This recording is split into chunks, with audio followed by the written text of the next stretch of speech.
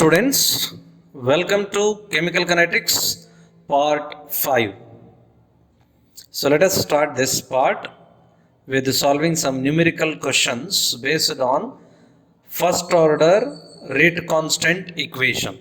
Let us see the first question. 75% of the reaction completes in 30 minutes in first order reaction. Calculate rate constant of the reaction. So let us solve. Given time t is equal to 30 minutes, initial concentration of the reactant is equal to 100, but nowhere it is mentioned.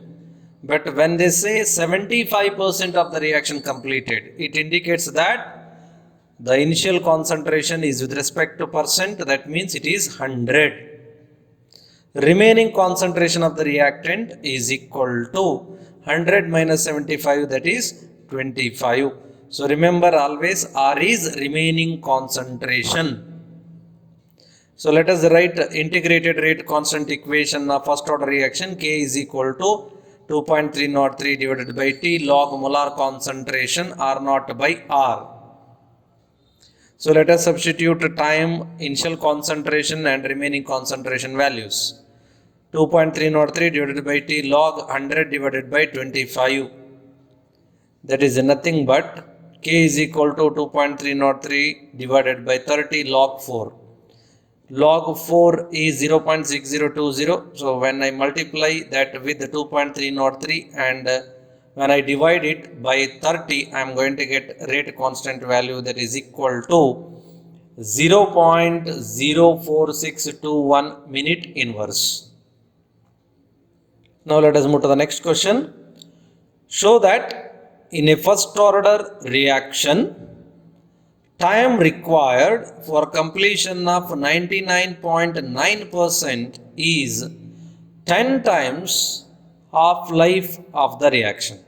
In other words, we have to show that time required for 99% completion of the reaction is 10 times the time required for 50% completion of the reaction.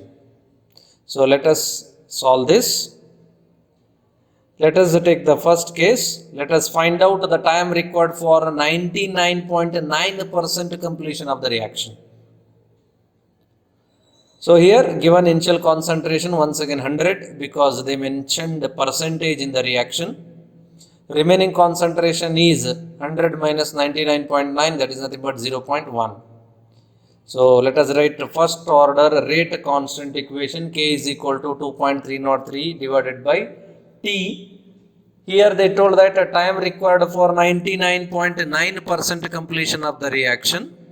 So let us write it as a T 99.9 log R naught divided by R. Let us substitute the values.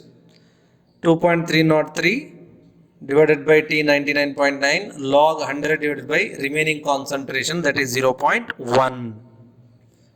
So it is nothing but log 1000 or log 10 to the power 3. Log 10 base 10 cancels, remaining is 3.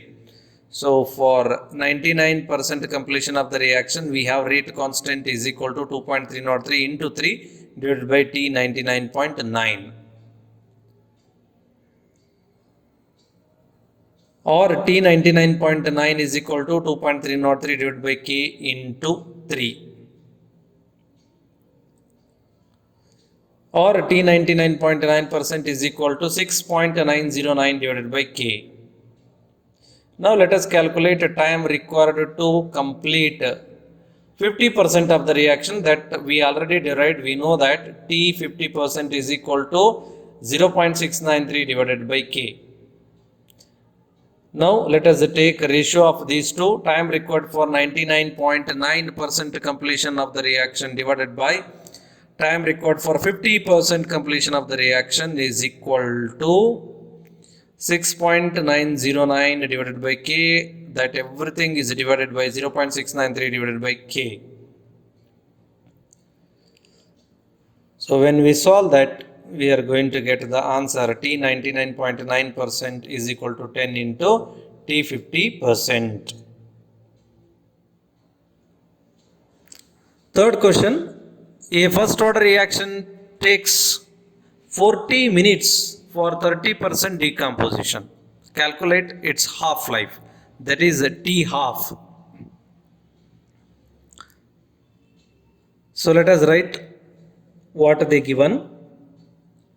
They given time, that is 40 minutes, and they told that 40 minutes required for 30% decomposition.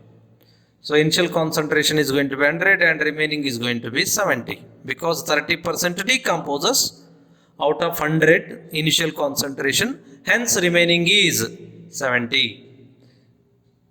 So we have K is equal to 2.303 divided by T log R naught divided by R. K is equal to 2.303 divided by 40 log 100 divided by 70.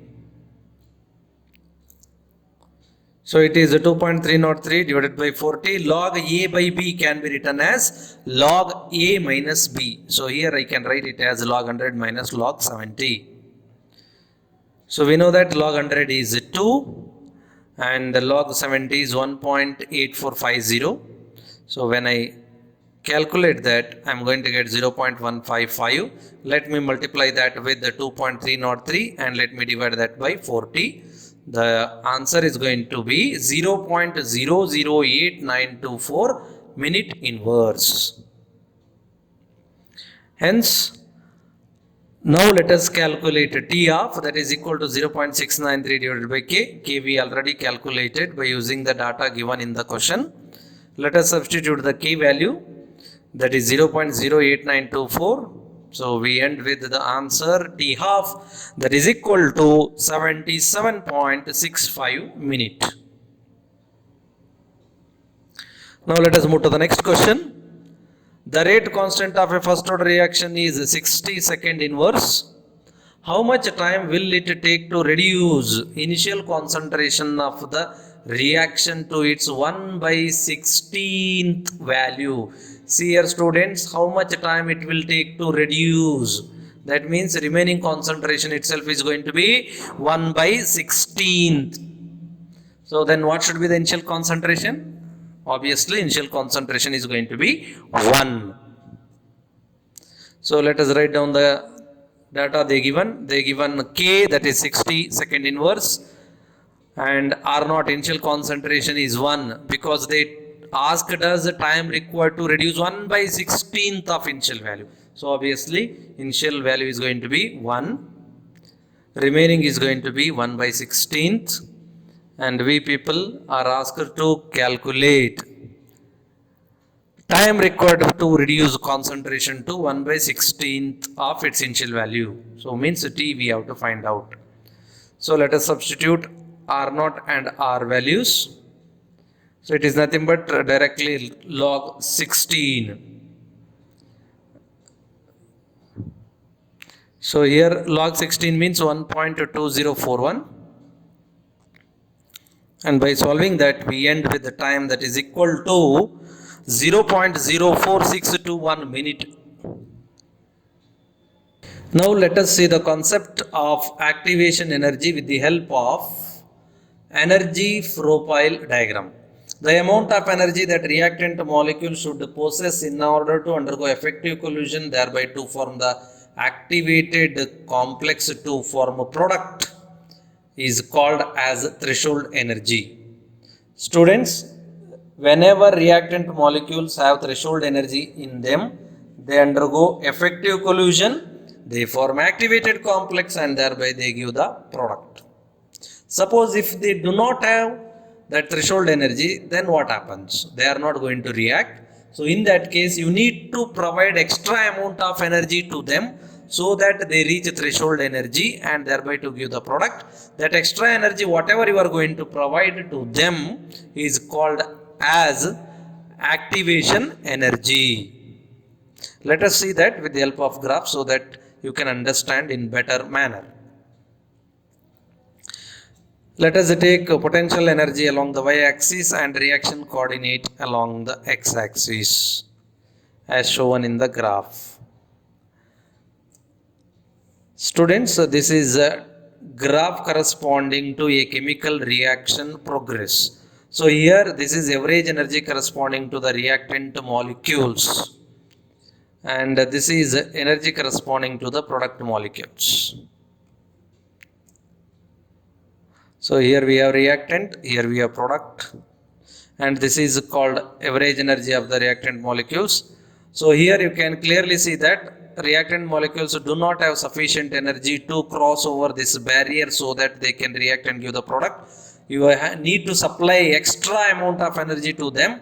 That extra amount of energy that you are going to supply for them is called as activation energy. So when you supply, they are going to reach the threshold energy. This is called threshold energy from here to here. And once they get threshold energy, they cross this barrier, they react, and they are going to form the product. So hence threshold energy is equal to, it is sum of average energy and activation energy of the reactant molecules. So from this graph it is clear, reactant molecules react only when they have threshold energy. If they do not have threshold energy, then extra amount of energy that you need to supply to them to reach it, and that is called as activation energy.